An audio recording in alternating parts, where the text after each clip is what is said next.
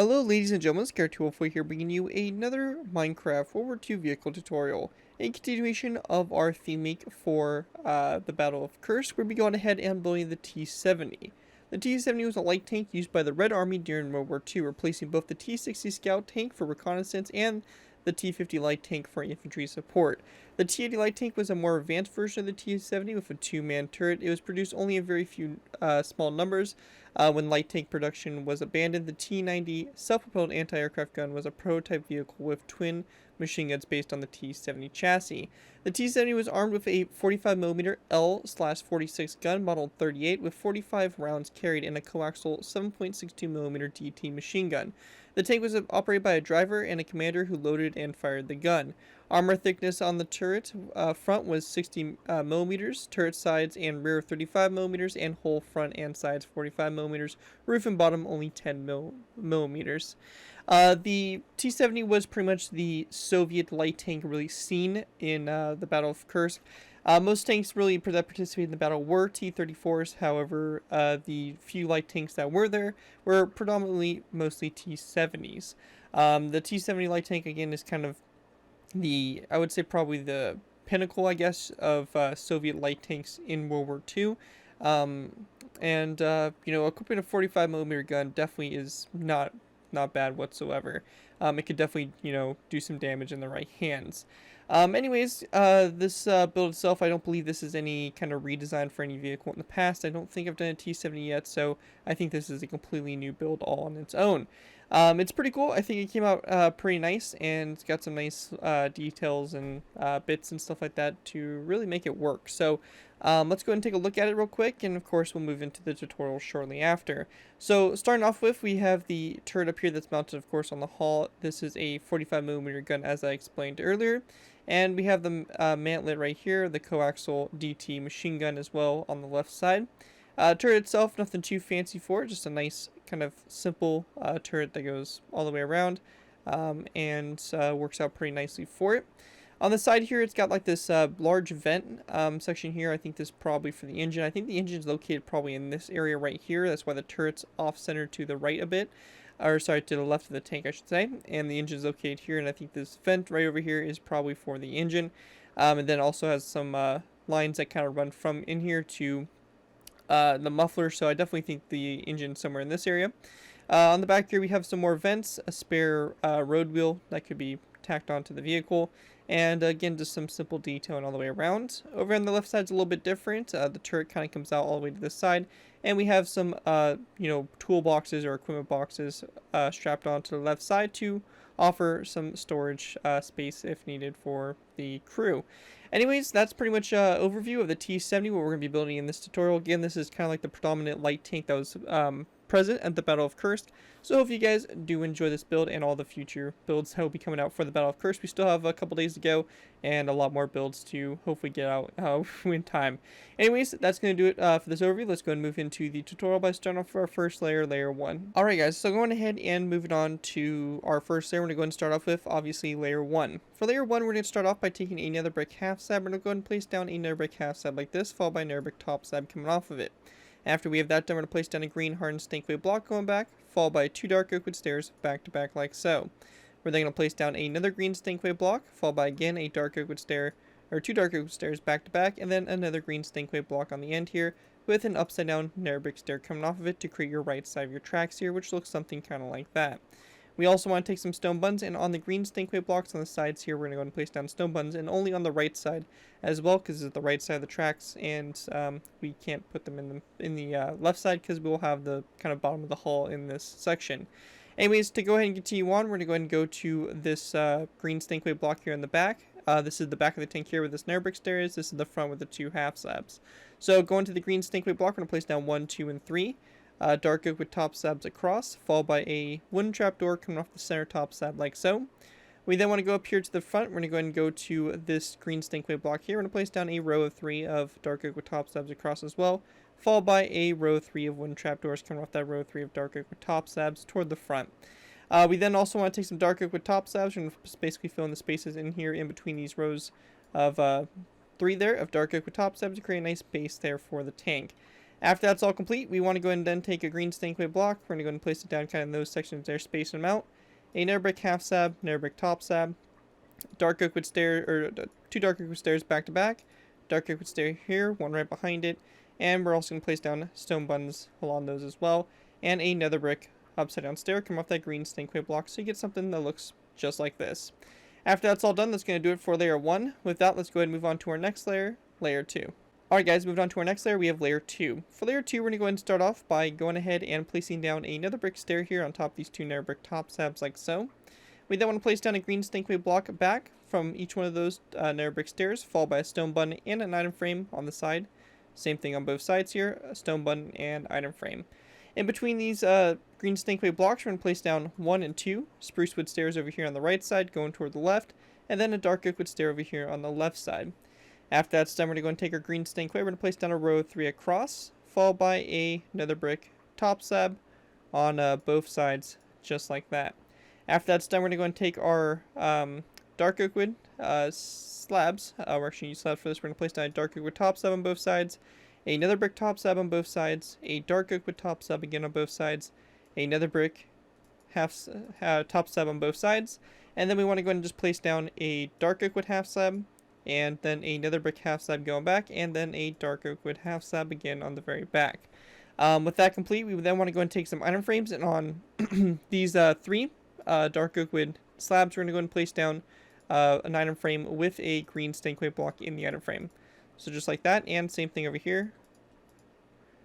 Just like this, all the way along the side there like that for the wheels on the tracks. With that complete, we're going to go and take some green stankway blocks. We're going to place down a row of 1, 2, 3, 4, 5, and 6 along the inside here, and same thing right here, a row of 6 going back. After we have that done, we're just going to place down a row of 3 of upside down dark oak wood stairs across the back there like that to go and finish that off. With that, guys, that's going to do it for layer 2. With that, let's move on to layer 3. Alright guys, so going ahead and move on to our next layer, we're moving on to layer 3. For layer 3, we want to go ahead and start off by going ahead and grabbing ourselves some we want to go and grab ourselves some green carpet. We're going to place down a green carpet here on top of these 2 nether brick stairs on both sides. We also want to place down one more green carpet going back on both sides on top of that green stankway block. And only on the right side here, we're going to place down a 3rd green carpet on this nether brick top slab. We then want to go and go to the left side. We're going to take a wooden trapdoor. We're going to place it down on top of this nether brick top slab here. We're going to place down an item frame coming off that half slab with a glass block like that toward the front so that we create the front headlight.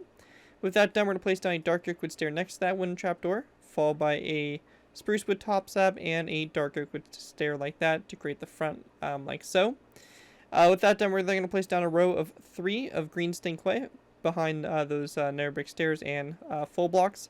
Over here on the left or the right side, we're going to place down a dark oak wood top slab. Over here on the left side, we're going to place down a mossy cobblestone wall like that. After that's done, we're going to place down another row of 3 all the way across, followed by a mossy cobblestone wall on the left side, and also, again, a dark oak wood top slab over there on the right side. Continuing on, we're going to grab ourselves a spruce wood stair. We're going to place down a spruce wood stair on the left side here. We're going to place down a sign on the front of the stair like that, followed by 1 and 2 green stankway blocks behind it. We then want to go and grab ourselves a cobblestone block. We're going to place down a cobblestone block, followed by a dark oak wood top slab coming off of it like so. Over here on the left side again, another spruce wood stair, sign on the side of it like that, where they're going to place down a row of 1 and 2 green stankway blocks across, and actually 3 all the way across, where they're going to place down a cobblestone top slab like this on the right side. Continuing on the left side, we're going to place down another spruce wood stair with a sign on it like so. After that's done, behind that stair, we're going to place down a row of 1 and 2 mossy cobblestone walls, followed by a green stankway block, and then a an acacia wood plank with a sign on the side of it like so. After that, we're going to go and place down another spruce wood stair over here on the left side, followed by a sign on it. We're also going to place down an item frame on this side here of the stair, and we want to grab ourselves a green stained glass pane and place it down like in the green stained glass pane, or this green stained glass pane inside the item frame to kind of make it look a little bit more green there, to kind of fit in with the tank a little bit better. After that's done, we're going to go and then place down a green stankway block here on the back of the stair, followed by a stone button on top of it. We're going to go ahead and grab ourselves some stone brick stairs. We're going to place down 1 and 2 stone brick stairs over, followed by an acacia wood plank with a wither skeleton skull coming off the right side of the plank like that. For this last section here, we want to go and take a green carpet and place it down over here on the left side. Also a green carpet on the right side. We want to go and grab ourselves a dark oak wood slab and also some stone brick slabs. We're going to place down a dark oak wood slab coming off the green stained block and 2 stone brick slabs coming off these 2 stone brick stairs. Once we have that all complete, that's going to do it for layer number 3. With that, let's go and move on to layer 4. Alright guys, moving on to layer 4. For layer 4, we're going to go and start off by going ahead and going to this green stained block here. We're going to place down an upside down dark oak wood stair like that, coming off of it, followed by a dark oak wood stair like this on both sides of that upside down dark oak wood stair. Coming off that upside down stair, we're going to place down 1, 2, and 3 dark oak wood top slabs going toward the front, obviously, for the barrel of the gun. We're also going to place down 8 end rod coming off the left stair, and on the right stair, we're going to place down a sign like that, so we get something that looks just like that. After that's done, we're going to place down a row of 3 of green stained clay all the way across, followed by a stone button on both sides of that row of 3 of green stained clay. After that's done, we're going to place down another green stained clay block here in the middle, followed by a mossy cobblestone wall on both sides. After that, we're going to place down another dark oak wood upside down stair, followed by a zombie head again on both sides of that dark oak wood stair. After that's all done, we're going to go ahead and place down a green carpet on top of this green stained clay block, and also a green carpet on top of this cobblestone wall. We also want to place down a redstone repeater on top of that green stained clay block to get something that looks just like that. After that's all done, that's going to do it for layer 4. With that, let's move on to our last final layers, layers 5 and 6. We're going to put the top of the turret on and also the radio antenna. So with that, let's move on to our last final layers. Alright guys, so going ahead and moving on to our last final layers, we have layers 5 through 6. So for these layers to start off with, we're going to go and go to the top of the turret up here. We're going to place down 1, 2, and 3 green carpets on top of these 3 dark oak wood top slabs. We then want to place down a dark oak wood fence post, followed by a iron bar on top of it. After that's done, we're going to place down a spruce wood slab behind it, followed by a dark oak wood slab here on both sides of that spruce wood plank. We also want to place down a zombie head on the left side as well, like that.